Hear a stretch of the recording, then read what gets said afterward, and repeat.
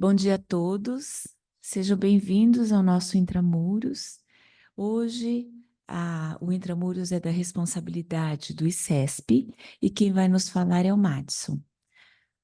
Pode vir, Madison? Ah, verdade, desculpa aí. Nós temos uma residente que vai apresentar o caso. Não foi descaso, não, viu? Esquecimento mesmo, coisa de gente velha. Obrigada. Opa.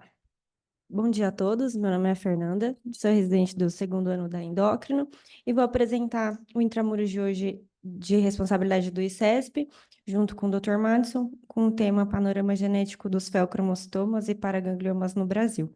E eu vou começar apresentando o caso clínico. Nós não possuímos conflitos de interesse para essa apresentação.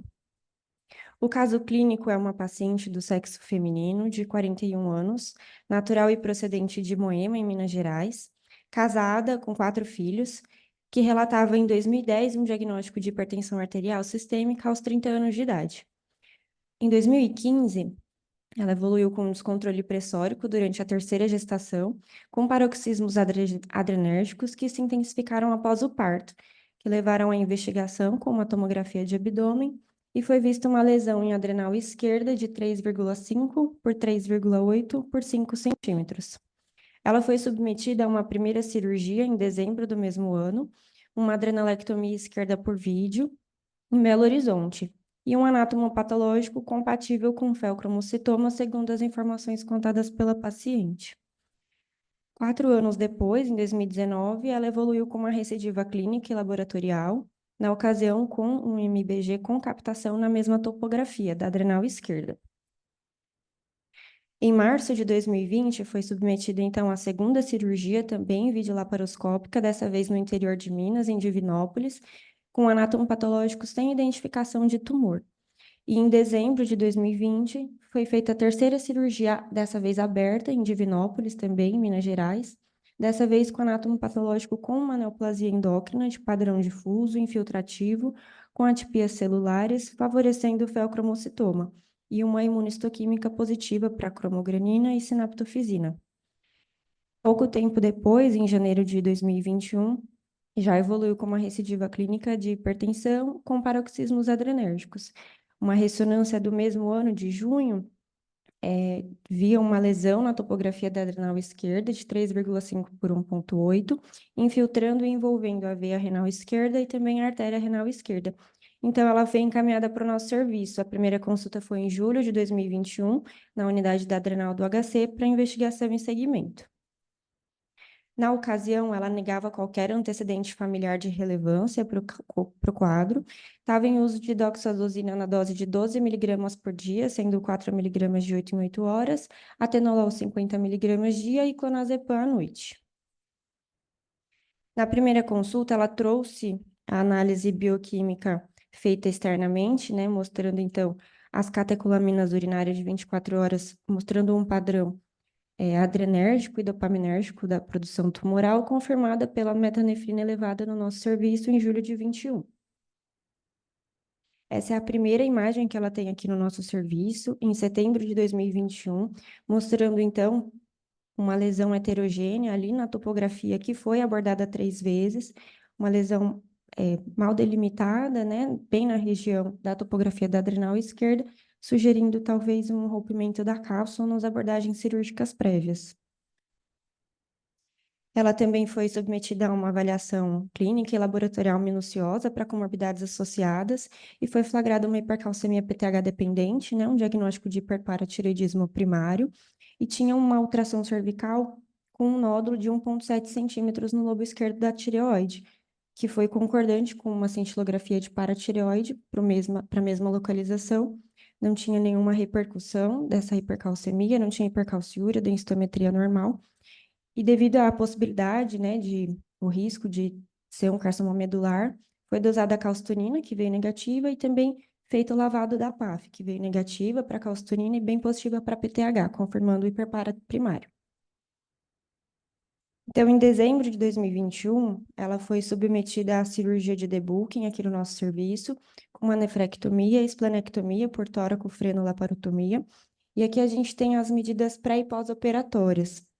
Então, a gente vê uma redução, principalmente na porção caudal da lesão, que era a parte que estava mais distante das estruturas nobres, né, com uma redução do volume tumoral de cerca de 35%.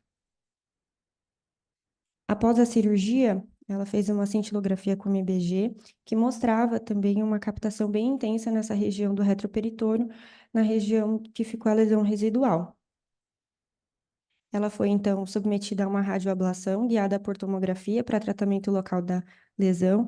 Aqui a gente vê uma área de necrose relacionada ao procedimento, mas com a persistência aí de um tumor, de uma lesão sólida remanescente após o procedimento. Então, ela foi submetida a uma terapia com MBG na dose de 200 miliquirris. A gente observa nesse MBG uma captação intensa, além do local da lesão, na loja adrenal esquerda, também ali na cúpula diafragmática, um linfonodo e um pouco de captação no fígado, sem correspondência com lesões na ressonância.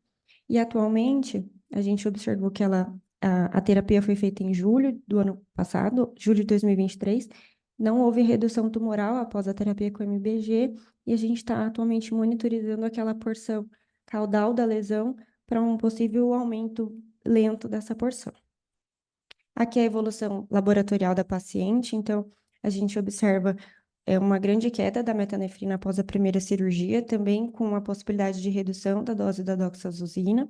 Aqui, de janeiro para agosto, a gente tem uma elevação laboratorial que também teve correspondência clínica, a gente aumentou a dose, e depois da ablação a gente pôde reduzir para 1/3 da dose da doxazosina, ela mantinha metanefrinas positivas e não houve uma melhora clínica depois da terapia com MBG. Agora eu passo a palavra ao Dr. Matos.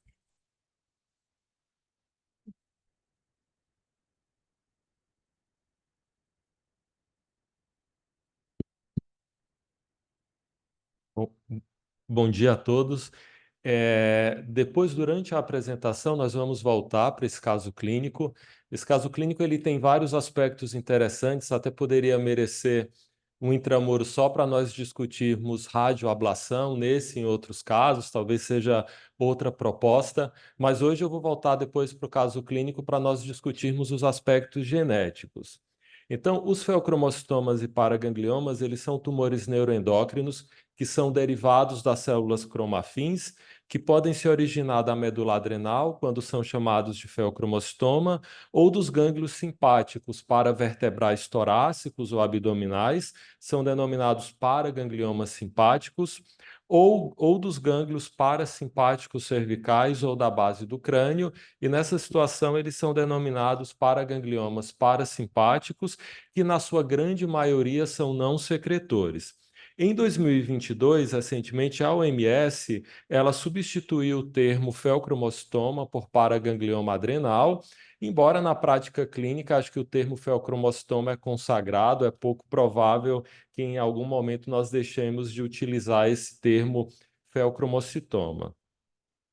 Então, só mostrando brevemente, então os paragangliomas eles podem se originar da cadeia simpática paravertebral ganglionar ou dos gânglios parasimpáticos, que são os gânglios jugulotimpânicos, de corpo de carótida, e esses paragangliomas parasimpáticos cervicais, eles têm um menor risco de doença metastática e são, na sua grande maioria, não funcionantes.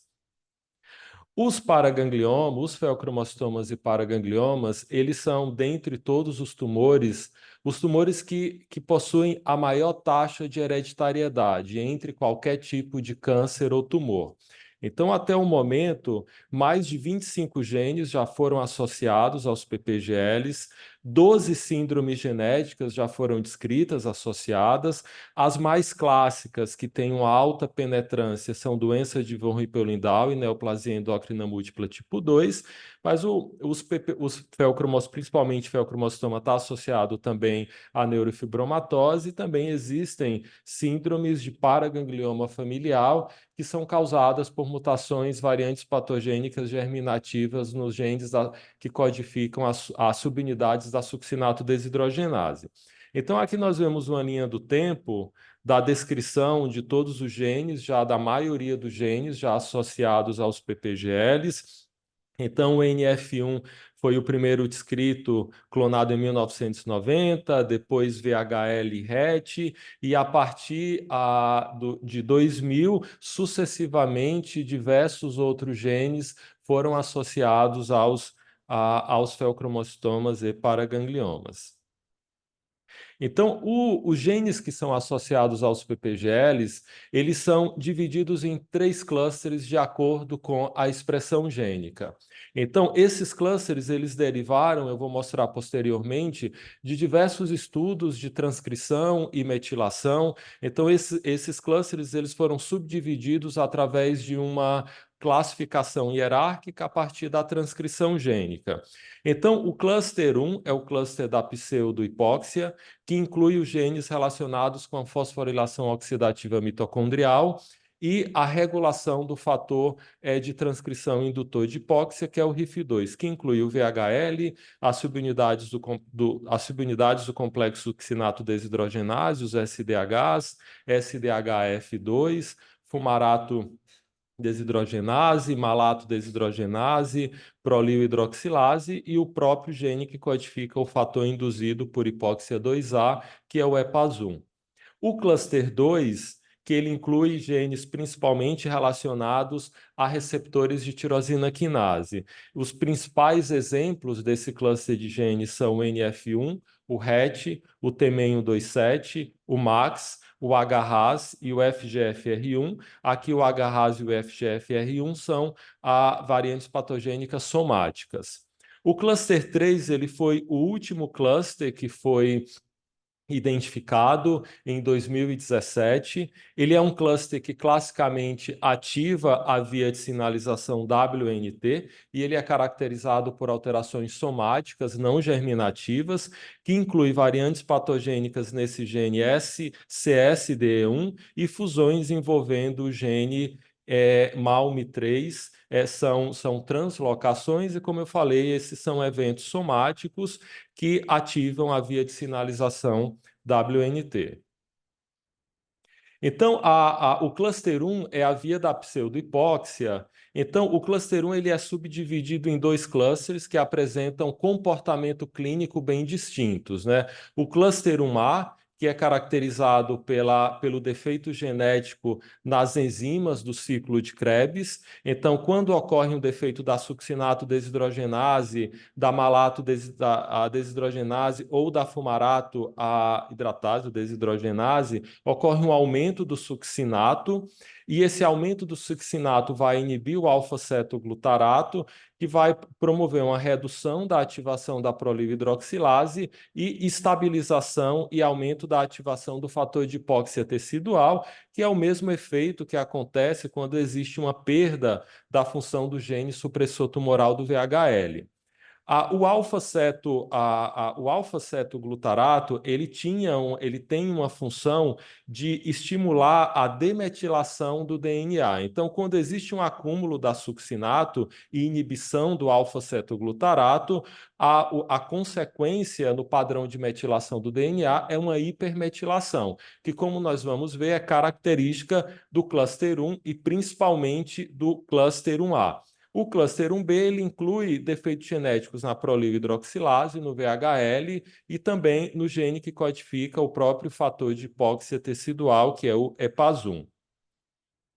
Então, nessa outra imagem, nós temos uma visão mais macro, né, dos genes do cluster 1. Então, o cluster 1A envolve os defeitos genéticos associados ao ciclo de Krebs, né? Então, vários genes que têm uma frequência menor, como SLC25A11, esse GOT2, DLST, foram sendo sucessivamente descritos ao longo da última década.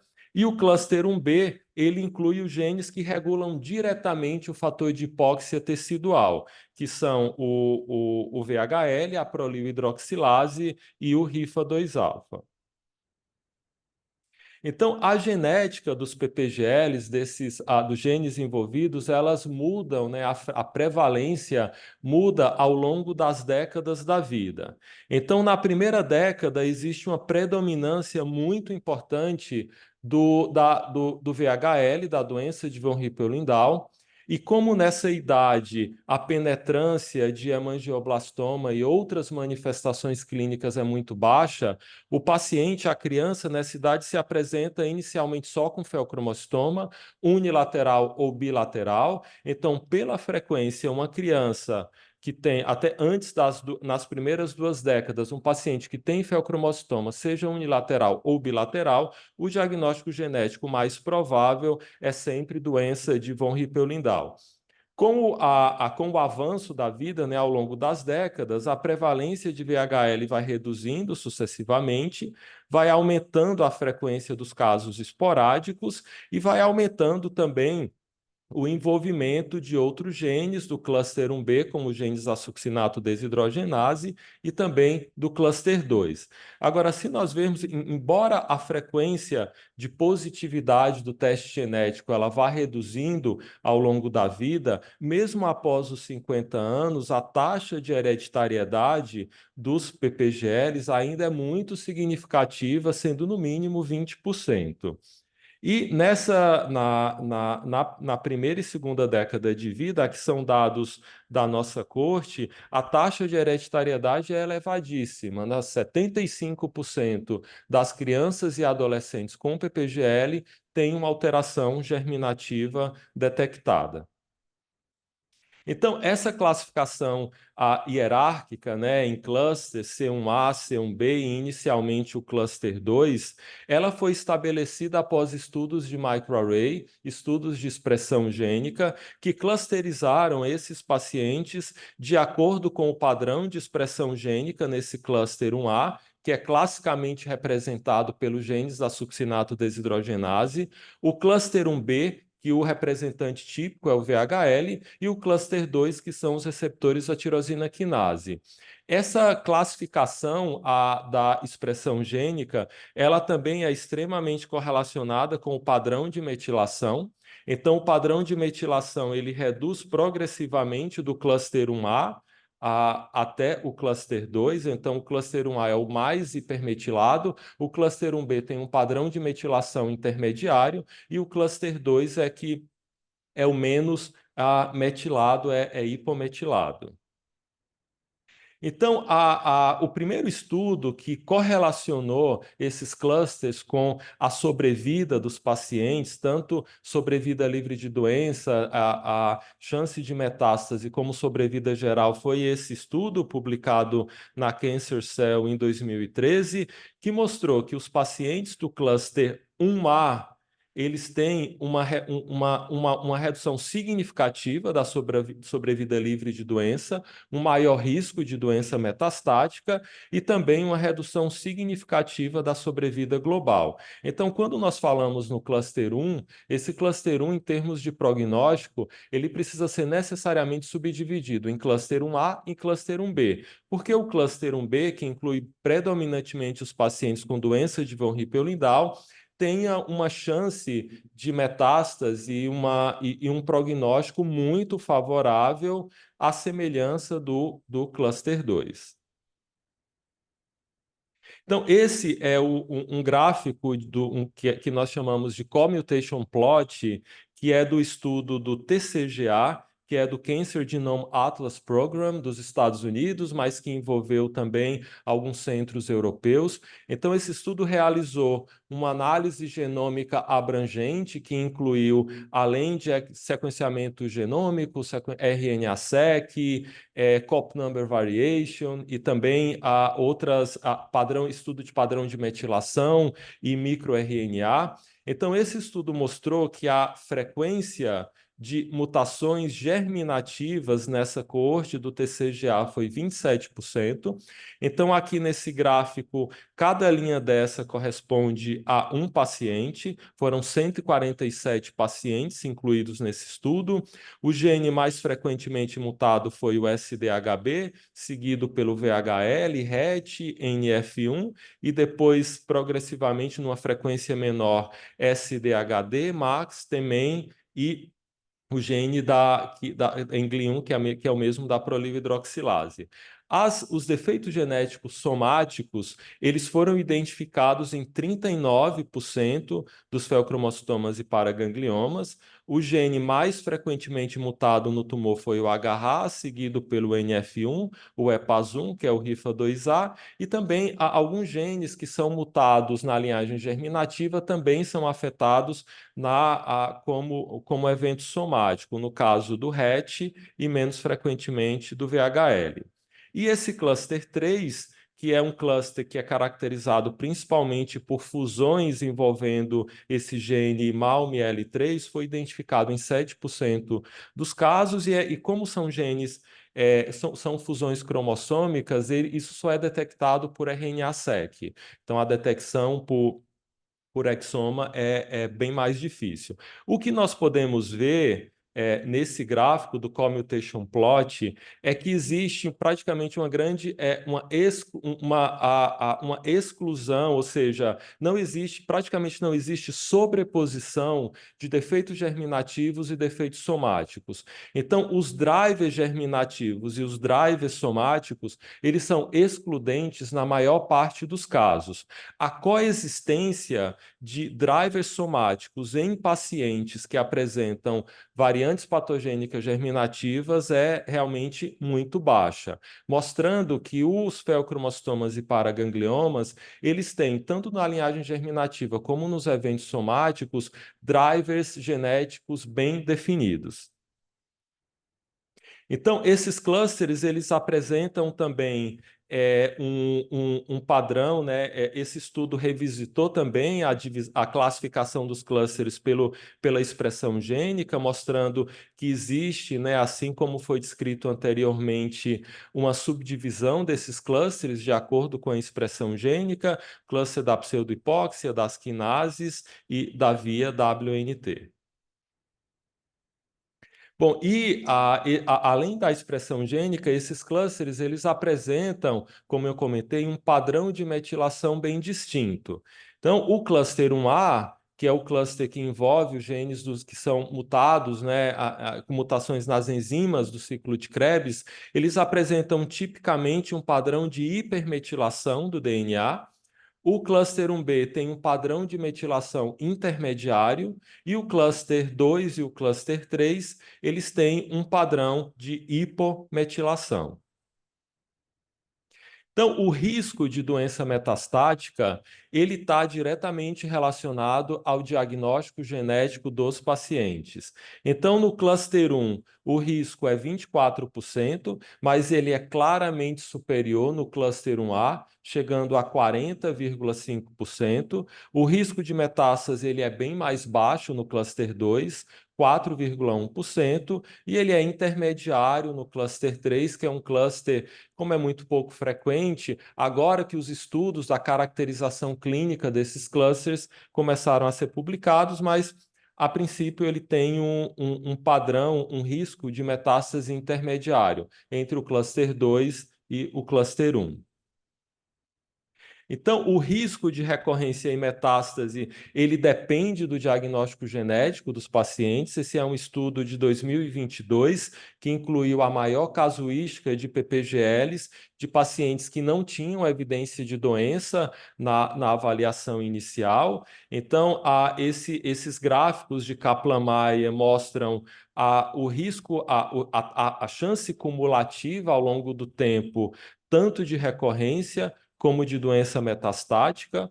Então, no cluster 1, a incidência cumulativa de recorrência foi significativamente maior quando comparado com o cluster 2 e os PPGLs esporádicos, e também o risco cumulativo de doença metastática, ele foi significativamente maior no cluster 1 quando comparado com os outros clusters.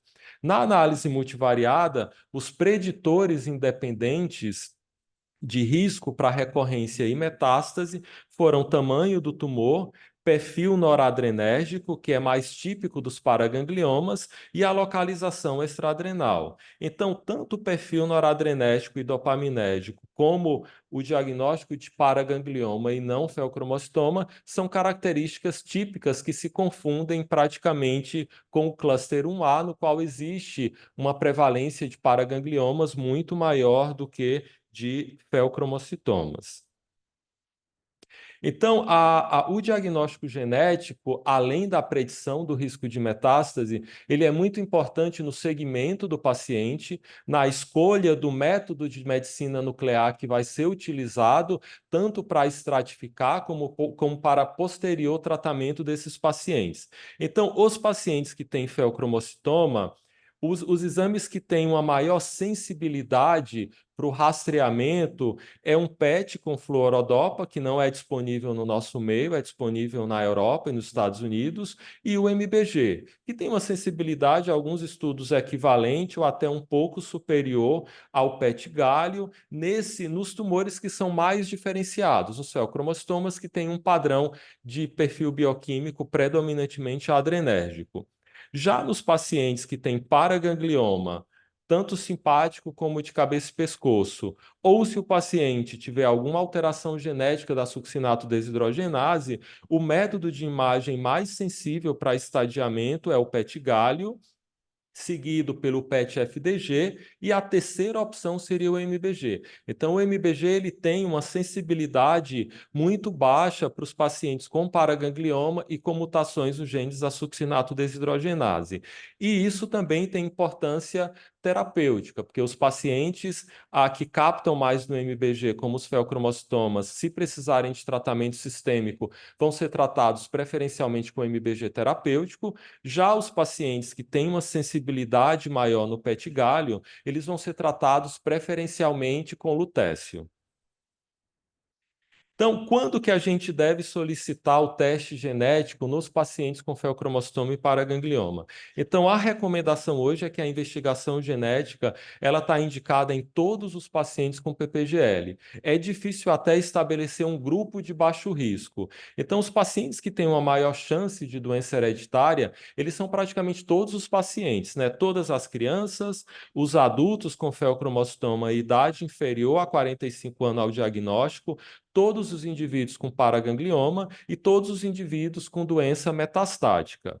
O único grupo que teria uma chance menor, mas mesmo assim ainda é muito significativa de um teste genético positivo, seriam os pacientes com fé unilateral e idade superior a 45 anos, que tem uma chance de 10%, mas mesmo assim é considerável, muito maior, por exemplo, do que o risco de uma alteração genética do BRCA1, BRCA2 em pacientes jovens com câncer de mama e ovário. Então, o teste genético, o exame de escolha, é um painel genético por feocromocitoma, que é hoje amplamente disponível em vários laboratórios que fazem estudo genético. E quais que são os benefícios de se realizar um teste genético, né? Primeiro, como eu mostrei, tem várias evidências de um segmento personalizado, de um manejo personalizado pelo risco de doença metastática, do tratamento personalizado, além, obviamente, do aconselhamento genético e do rastreamento dos afetados. Esse é um estudo retrospectivo francês de 2019, que embora tenha o viés, né, de um estudo retrospectivo, ele mostra claramente uma curva de sobrevida de uma coorte de PPGLs histórica versus uma coorte no qual foi feito o diagnóstico genético por rastreamento, e esses pacientes passaram a ser seguidos a partir de então, mostrando que existe um claro impacto, né? A investigação genética dos pacientes com PPGL tem um claro impacto na sobrevida e no prognóstico dos pacientes. Então, agora indo para a nossa corte, eu vou comentar um pouco sobre a investigação genética que nós realizamos em 182 pacientes consecutivos com feocromostoma e paraganglioma. Nessa avaliação, nós incluímos os casos índices somente, para a gente ter uma ideia, né, do espectro genético. Nós não incluímos familiares de doenças que têm alta penetrância, como VHL e neoplasia endócrina múltipla tipo 2. Então, nós temos como nós não temos, como historicamente nós não tínhamos o painel genético disponível, e o painel genético ele é oferecido pela disciplina, é feito pelo SELA, mas ele é feito em períodos, né, em média 3 vezes por ano, mas enquanto nós não temos o painel genético disponível, nós fazemos uma estratégia de investigação genética que nós iniciamos por Sanger, que é feito pela Carol, que é a biologista. Então, nós fazemos inicialmente, sequencialmente, se é um paciente com feocromostoma, nós começamos pelo VHL, se é um paciente que tem paraganglioma, nós começamos pelos genes da succinato desidrogenase. Então, desses 182 pacientes, 73 tiveram diagnóstico genético determinado por Sanger. Desses 129 pacientes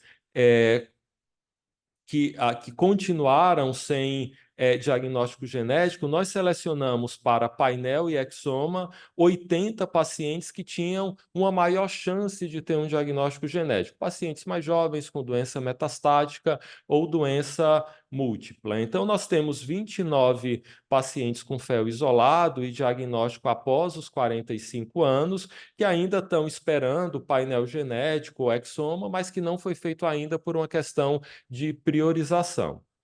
E desses 80 pacientes que fizeram painel, 16 tiveram diagnóstico genético confirmado e 56 pacientes, dos quais 38 tiveram amostra de tumor pareada, foram submetidos ao sequenciamento exômico.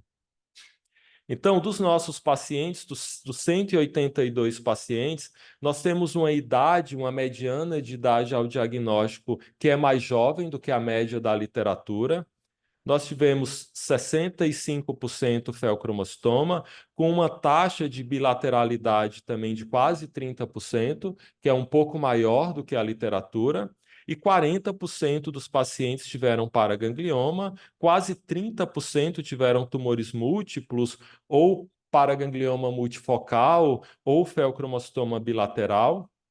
O padrão predominante foi noradrenérgico, seguido por um padrão misto, noradrenérgico e adrenérgico, mas existem um percentual importante dos pacientes, eles já vieram para a instituição depois da cirurgia, então nós não temos o perfil bioquímico inicial, e somente de alguns anos para cá nós começamos a utilizar metanefrina plasmática e metoxidiramina. Então, o nosso perfil bioquímico é algo sempre que tem nós não temos como fazer uma caracterização realmente minuciosa do perfil bioquímico.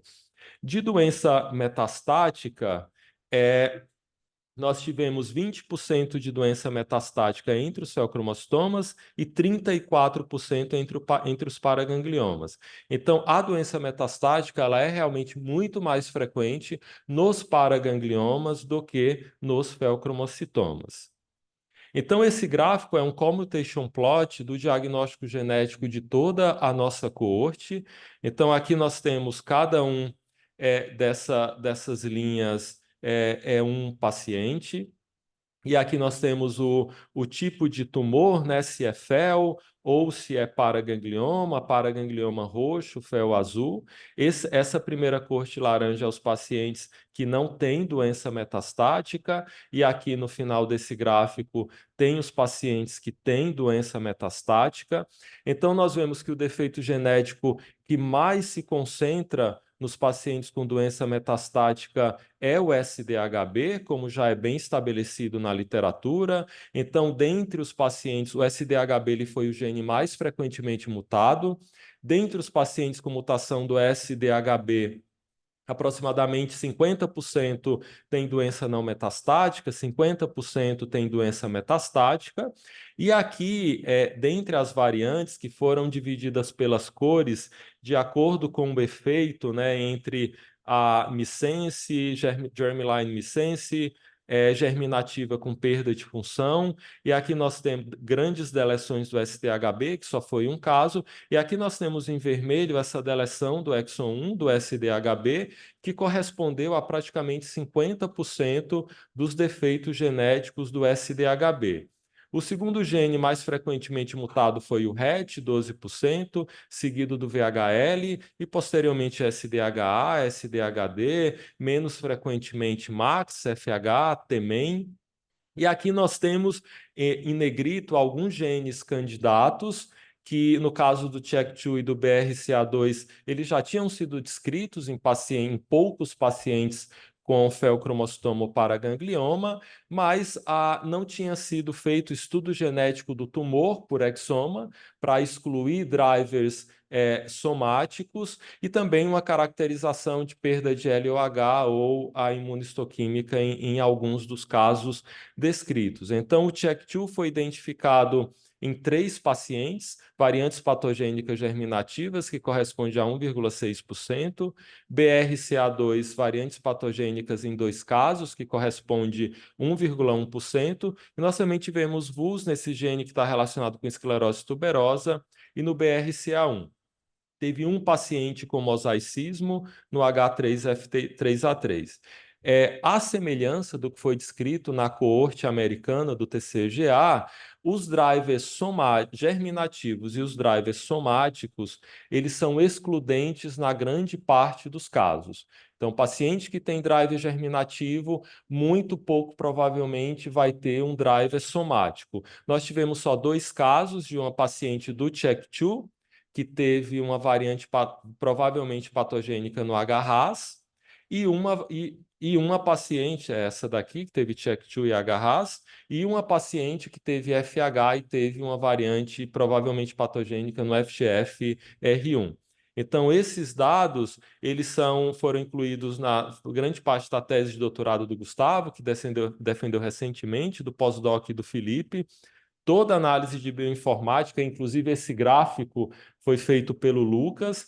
E aqui tem também grande parte do trabalho da Carol, que é a nossa biologista, que faz o Sanger inicialmente da grande parte dos pacientes.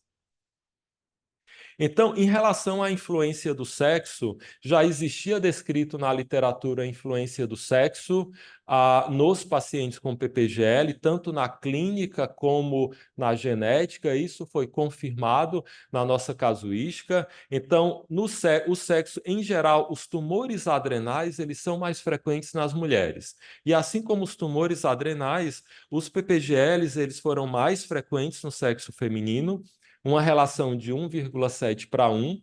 Isso está de acordo com casuísticas europeias e americanas. Os pacientes do sexo feminino têm um melhor prognóstico e têm uma maior frequência de alterações genéticas somáticas nos genes do cluster 2, como HRAS, NF1, RET e FGFR1. Já o sexo masculino tem um pior prognóstico, e esse pior prognóstico ele é consequência de uma maior frequência no sexo masculino de alterações genéticas em genes do cluster 1A. Então, em relação ao diagnóstico genético dos nossos pacientes, considerando somente variantes patogênicas ou variantes provavelmente patogênicas.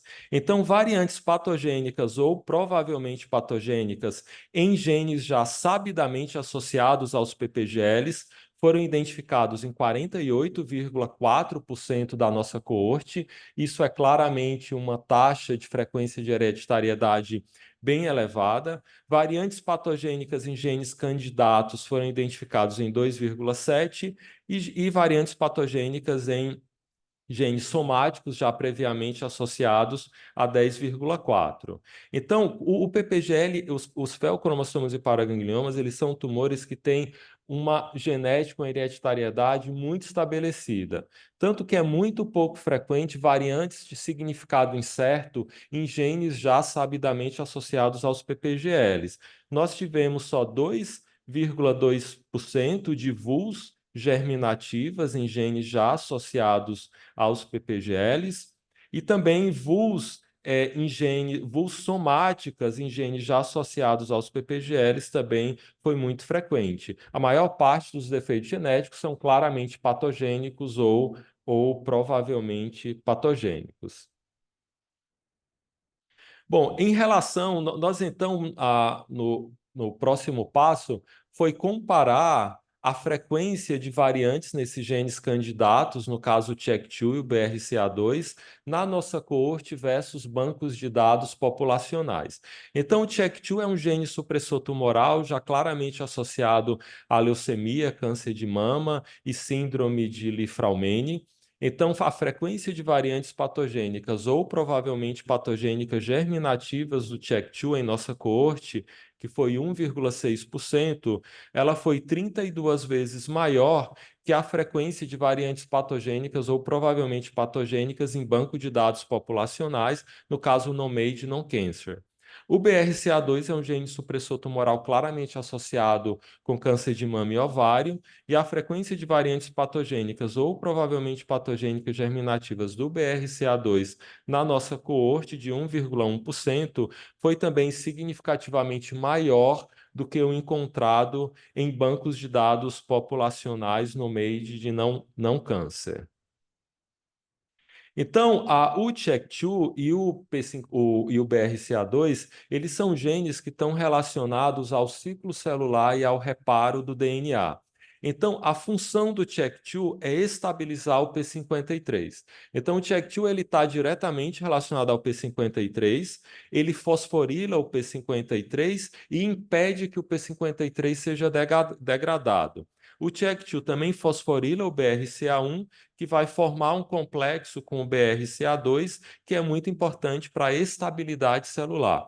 Então, esses genes, né, que foram descritos, o CHEK2, BRCA2 e também o BRCA1, que foi identificado numa paciente com VUS, são genes que são intimamente relacionados ao ciclo celular e ao reparo do DNA. Então, nós avaliamos por imunistoquímica a expressão do CHEK2 nos 3 tumores das pacientes que tinham variantes patogênicas ou provavelmente patogênicas do CHEK2.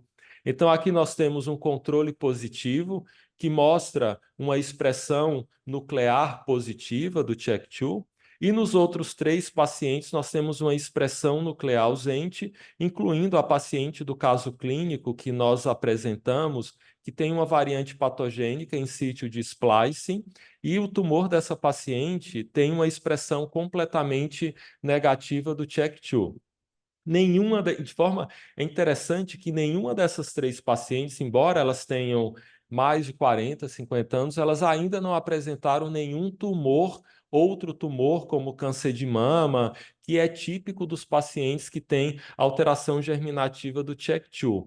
E nós ainda não investigamos se o hiperparatiroidismo primário dessa paciente teria alguma relação com o CHEK2, porque a paciente ainda teve várias complicações, ela ainda não conseguiu fazer a retirada do adenoma produtor de PTH.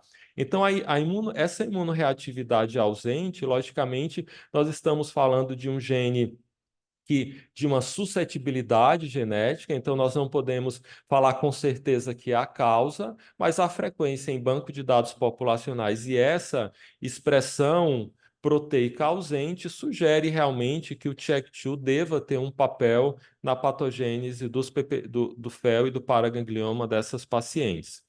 Em seguida, nós fizemos no SELA um estudo de SNP array para investigar a perda de heterozigose. Então, o SNP array é um estudo no qual é um estudo que tem mais de tem milhares de sondas, né? Acho que são mais de 8.000 sondas acho que até mais para diversos genes, e essas sondas elas são marcadas por fluorescência. Então, o objetivo do SNP Array é detectar pelo padrão de fluorescência diversos polimorfismos. Se esse polimorfismo ele pode estar em heterozigose para um determinado nucleotídeo, em homozigose para um determinado nucleotídeo, em homozigose para outro nucleotídeo ou em heterozigose. Então, esse é um padrão de uma das pacientes que não tem deleção no cromossomo 22, que é o locus onde está localizado o check2. Então, esse SNP array ele tem um pouco de ruído, porque foi feito com DNA de parafina. Mas nós vemos que existe, ao longo do cromossomo 22, a manutenção da heterozigose de vários SNPs. Então, isso indica ausência de deleção e ausência de LOH. Já na paciente, no tumor do caso clínico que nós apresentamos, nós vemos aqui que uma perda da heterozigose. Então, essa perda da heterozigose indica uma deleção do cromossomo 22 no tumor, porque aí a paciente agora ela apresenta só variantes em homozigose nos extremos desse gráfico. Esse outro gráfico, que é uma razão logarítmica, é um logarítmico da razão do que é esperado, né? Do que é esperado na região que foi analisada versus a um controle diploide. Então, o esperado da amostra da região estudada comparada com a amostra de referência é que essa linha se mantenha aqui em torno do zero, ou seja, quando nós comparamos a região estudada versus uma região referência, essa reação é 1, então não existe LOH. Aqui nessa imagem, nós podemos ver um deslocamento para baixo, indicando realmente que houve uma perda cromossômica do cromossomo 22. Se houvesse um deslocamento superior, isso indicaria um ganho cromossômico. Então, quando nós avaliamos a frequência de variantes germinativas na nossa coorte versus a outras coortes já publicadas, né, fica bem claro que existe uma diferença étnica na genética dos PPGLs. Então, a China tem a menor taxa de positividade de diagnóstico genético dos pacientes com PPGL, 21%, versus a corte americana 27%, a europeia 31%, e a taxa de positividade na nossa coorte de 48%, que é significativamente maior do que o que já foi descrito nas cortes europeias e também da China, que é menor. Assim como a frequência de defeitos genéticos no SDHB germinativos, que foi identificado somente em 3% da corte chinesa, em torno de 9% e 8% na Europa e nos Estados Unidos, e em 17% dos nossos pacientes. Então, a frequência de defeitos genéticos no SDHB foi significativamente maior na coorte brasileira, e isso se deve pelo menos parcialmente, a um efeito fundador da deleção do exon 1, que é responsável por 50% dos defeitos genéticos do SDHB e que nós mostramos previamente. Então, os pacientes que têm a deleção germinativa do exon 1, eles compartilham, né, um mesmo haplótipo e eles têm, por sequenciamento, nós identificamos que eles têm o mesmo ponto de quebra. Então, é exatamente a mesma deleção em todos os pacientes, que é uma deleção de em torno de 15.000 KBs, que só foi identificada fora do Brasil na Península Ibérica, indicando um efeito fundador relacionado à colonização. Então, essa deleção do exon 1 ela está presente em 50% dos pacientes. Então, inicialmente, nós utilizávamos MLPA para diagnosticar essa deleção. Aqui a gente vê no exon 1 por MLPA uma redução do número de cópias, mas depois de ter feito uns 150 MLPAs, nós vimos que a gente só diagnosticava a deleção do exon 1. Como é uma técnica mais cara e trabalhosa, então nós passamos a utilizar agora uma reação de PCR para diagnosticar a deleção do exon 1. Essa reação foi delineada pelo Felipe, que é o meu pós-doc.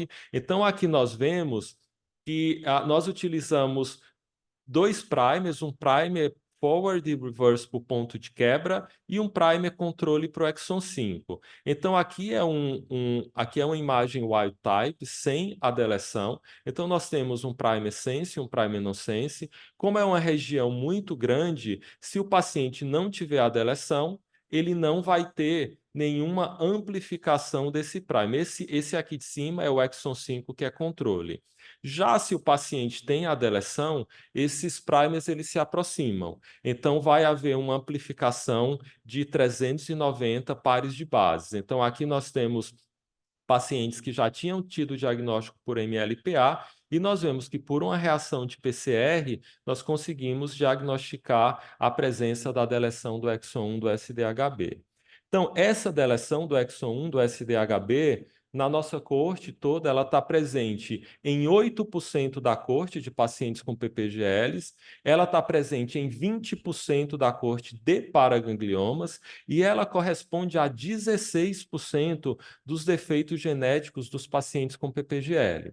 Então, embora a recomendação do diagnóstico genético seja painel, o painel ele não é a realidade no SUS e ele não é a realidade na maior parte, com certeza, dos países da América Latina. E essa frequência de deleção do exon 1 do SHB também já foi descrito na Argentina, na Colômbia e no México. Então, provavelmente é um efeito fundador de toda a América Latina. Então, baseado nisso, nós propusemos uma investigação genética personalizada para a América Latina, que se inicia com essa PCR para a deleção do exon 1 do SDHB.